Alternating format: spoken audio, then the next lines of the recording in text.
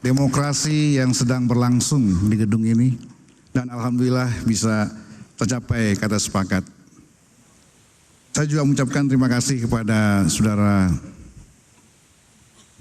Muzani,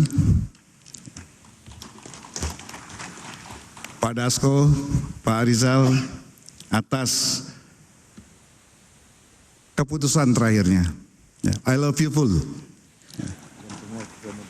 Dan semua ketua partai politik yang malam ini bersepakat kita menghindari voting, sehingga kita bisa menghindari majelis ini tidak berubah namanya menjadi Majelis Voting Republik Indonesia. Bamsud memang dikenal piawai dalam melakukan lobi-lobi politik. Latar belakangnya terbentang dari dunia organisasi, jurnalistik, usaha,